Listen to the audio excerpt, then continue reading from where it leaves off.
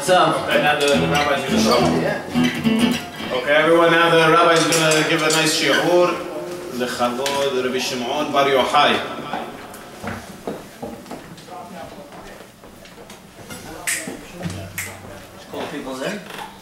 ערב טוב, מוריי ורבותיי.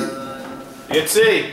bring everybody. היום הזה, משנה לשנה, לוקח לנו שנה עד שמגיע היום הגדול הזה. אז יש הכל בהשגחה פרטית, ברוך השם. את ההילולה של רבי שמעון בר יוחאי חשבנו שאנחנו בטח נהיה בארץ, במירון, אצלו, אבל בכל מקום שמזכירים אותו, הוא שם נמצא. אז אנחנו כאן נמצאים בדי שבניו ג'רזי בארצות הברית, זה בערך שעה מניו יורק. אצל ידידנו היקר רבי אליהו אביסטרוב, תלמיד חכם, אוהב תורה, שוחר תורה, ומרוב אהבתו לתורה ולצדיקים הוא החליט לעשות אצלו את ההילולה בבית לכבוד רבי שמעון בר יוחאי. אשרה ואשרי חלקו שזכה דווקא שאליהו יעשה את ההילולה לרבי שמעון. מה הקשר בין אליהו הנביא לרבי שמעון? הקשר הוא עמוק, ואנחנו לא יודעים עד כמה הם למדו ביחד, איזה סודות, איזה דברים הם למדו ביחד.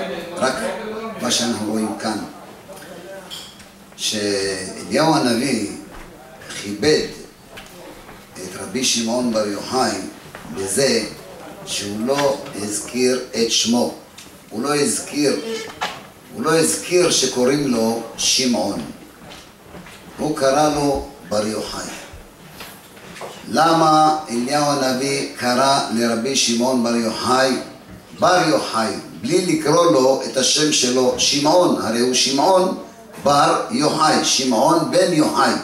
אבא שלו היה יוחאי והוא שמעון, אבל אליהו הנביא לא יכל לקרוא לו בשם שלו, אז הוא קרא לו על שם אביו, בר יוחאי. מה הסיבה? אז אנחנו יודעים שהבן צריך לכבד את האבא והתלמיד צריך לכבד את הרב. הבן לא קורא את שם אביו בפני אביו, והתלמיד לא קורא את שם רבו בפני רבו. אז אליהו הנביא הבין, היות ורבי שמעון בר יוחאי הוא הרב שלו, הוא לא יכול לקרוא לו שמעון, לכן הוא קרא אותו בן יוחאי. את זה מביא כאן השדה חמד. אומר בר יוחאי נמשכת אשריך. הטעם שנקרא בר יוחאי על שם אביו ולא על שם עצמו, רבי שמעון בר יוחאי מבאר השדה חמד, כי כבר קרא לו בשם זה אליהו הנביא בצאתו מן המערה, כמו שהייתה, שאתה אליהו וקמה פיתחא דמערתא. אמר מה לא דעה לבר יוחאי דמית קיסר ובטל גזרתה. נגזר על רבי שמעון בר יוחאי מיתה. הרומים גזרו עליו שהוא חייב מיתה, אבל ברגע שנפטר הקיסר אז מתבטלת הגזרה, מתבטל הגזר דין. ולכן בא אליהו הנביא לבשר לרבי שמעון בר יוחאי שמת הקיסר. אז איך הוא מבשר לו את זה? הוא אומר לו לבר יוחאי דמית קיסר ובטל גזרתה. והטעם שקראו אליהו בשם זה כי אליהו קיבל תורה מפי רשב"י, הוא למד תורה מרבי שמעון בר יוחאי, לכן אסור לו להזכיר בשמו, כי רשב"י כרבו, ורק בשם אביו הזכירו.